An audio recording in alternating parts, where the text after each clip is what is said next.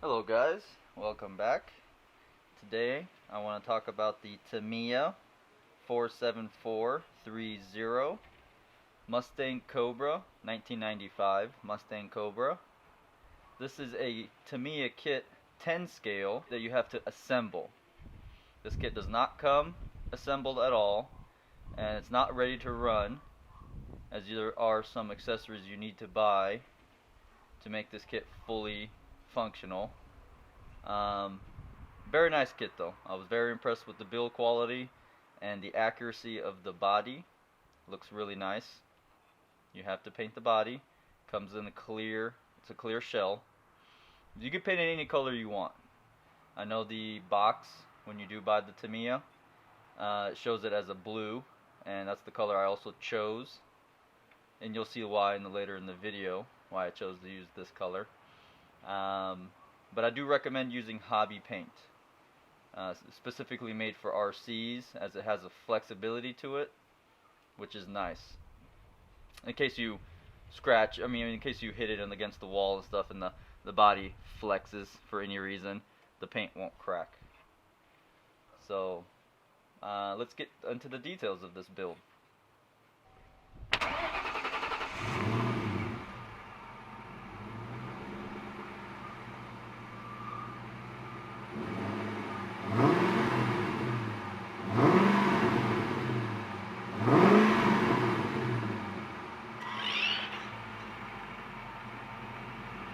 Okay, now let's talk about some of the details on this body here.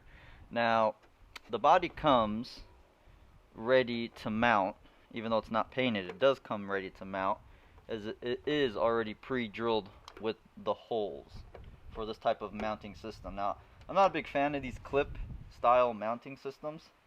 I have seen people, they'll use like a magnetic type of mounting system, because as you can see, it's already pre-drilled with the holes. As you can see, if you run it up closer, the body starts getting scratched up with the pins constantly rubbing against it. See here? I want to show you the details of the body.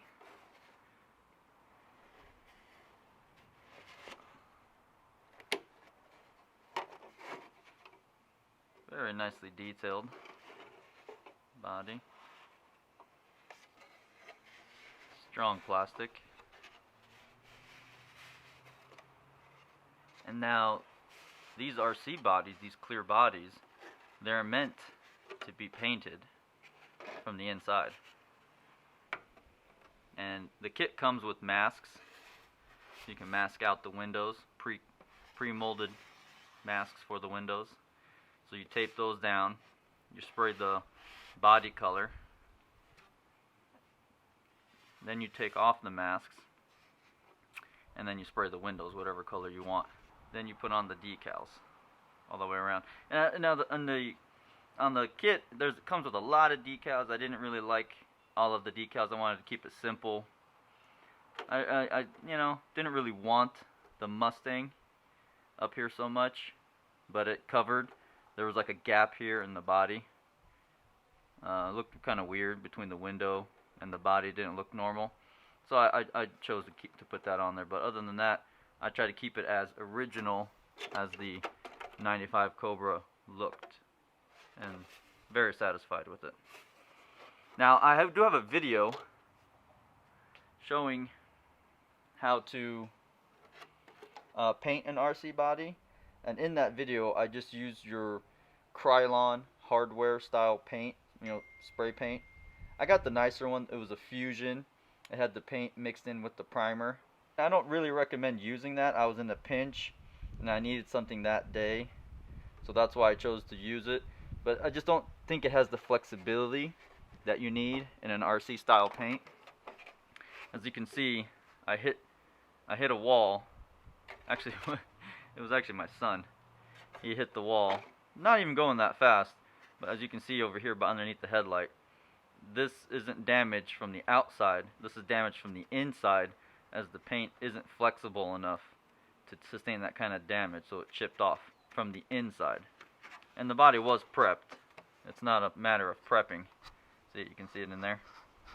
wasn't a matter of prepping, it's just a matter of the type of paint you use. So I do recommend using the Tamiya paint. Okay, now let's get down to the nitty gritty, down to the chassis and what it needs to truly run. Now the kit does not come with a radio. You'll have to provide your own radio, controller, and receiver. And now these normally come as a combo. You can get the radio when you buy them brand new. You usually get the radio and receiver as a combo together. You open up this, battery plugs in right here. So no radio, no receiver, no battery. And what really annoyed me the most was it does not come with a servo. Then this servo is what steers the wheels. See that? Now I really thought it should have came with the servo, for the simple fact that you have to remove a lot in order to get the servo here. So if you complete the complete build, minusing all the parts to make it remotely controlled, you'll have to take some stuff apart in order to install a servo. Now the receiver just tapes right on top of the servo. The battery can be plugged right in, and obviously the remote's going to be in your hand. So I really thought they should have included a servo. This servo that I installed in here is a really cheap $15 servo. It comes with all the adapters that you need to install pretty much any type of servo, a cheap or an expensive one.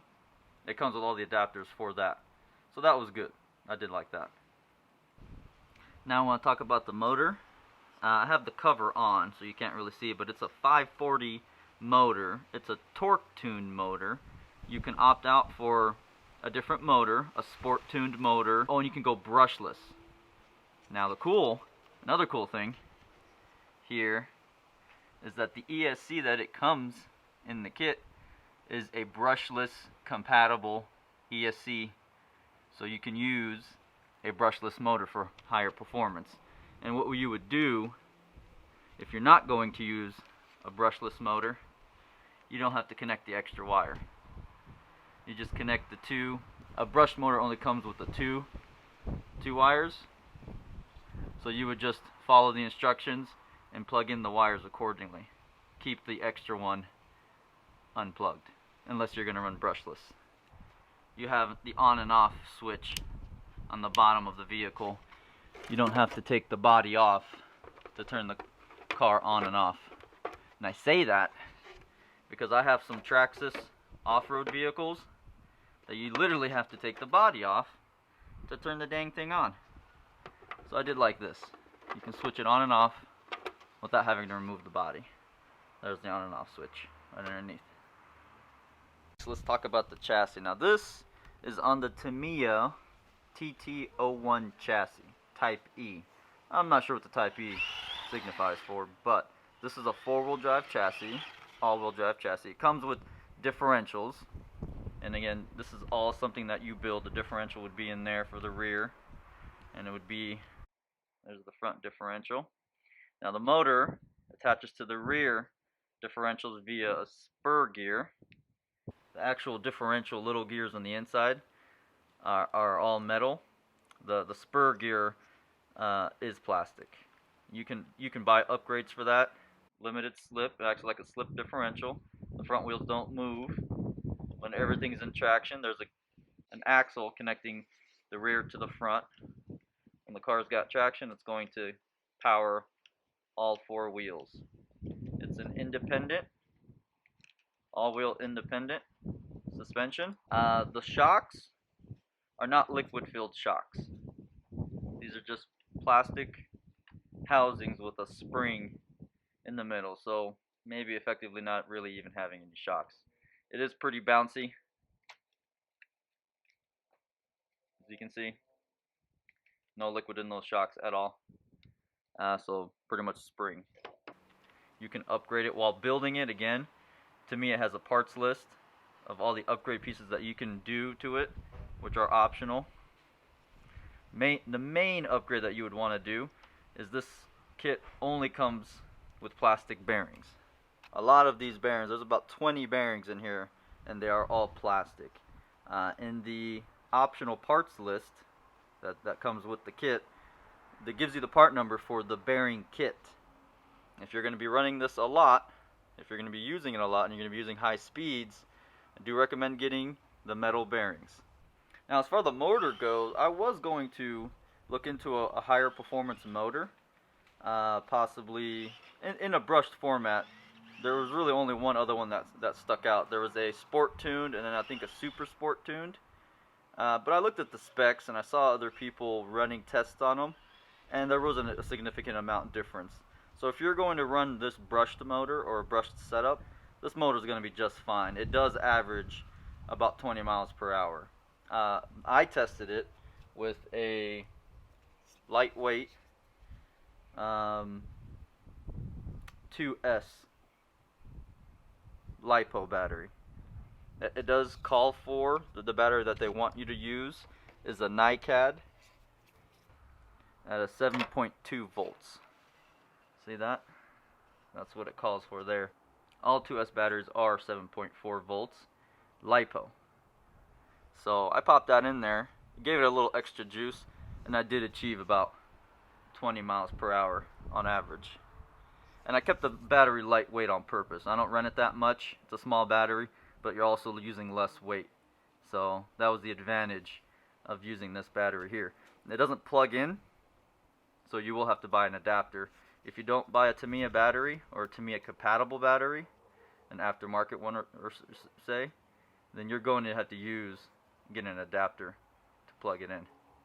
Or you can use the Tamiya battery, but it is big, it is bulky, and you won't achieve the same speeds since it's heavier and slightly less power. Now, one thing I didn't like is that it comes with these post-style mounts. I think this is going to be this and the Servo were my two biggest annoyances on this kit. I don't like how this was set up. You have to put a pin underneath the body. So when you slide the body on, those pins are basically the height that you would pick where the body would stop. See, as it has holes. See that? So then you would put the pin in the respective hole, whether you want it lower to the wheel or higher up. Now, there's not really much legroom when it comes to this style, so there's only really one hole that you can really use. It's either too low or too high. As you can see, those holes are spaced pretty far apart. But with using this concept, this pin concept, you're going to damage your body, as it's going to scrape. As you can see, I put a piece of tape in here, so the pin rubs against the tape instead of the paint. Because if it rubs against that paint, it's going to effectively chisel that paint right off. Once you get the desired location of your pin, then you have the post is like this high. Then you have to cut the post. And it really looks ugly, I think. I think it really ruins the style. So yeah, so I just didn't like how these stick out. And you need them to stick out that much so you can achieve that hole there to be able to put the pin into. See that? Now, I suppose you could shave it off a little bit more, but I just didn't like how that looked. So they can work on the mounting of the body. That might be something that you can custom do. I'm sure that's something that you can customize and fix, maybe before you paint it even. Make it look a little nicer. Work on the mounting. If you're going to buy a separate radio with receiver, a servo, and a battery pack to make this Tamiya kit run, it's going to cost you a little bit of money. And it didn't really make sense to me to do that. A decent radio is easily, you need a 2-channel radio, by the way. It's easily going to cost you, a nice one anyways, $100 easy. You know, a decent battery, 30, a decent servo as well, 30. So you're looking at $160 just to get this kit to run, which I'm not saying it's not worth it. It just seemed like a lot of money to me. What I ended up doing is I bought a second RC that was ready to run. This is a Ford truck.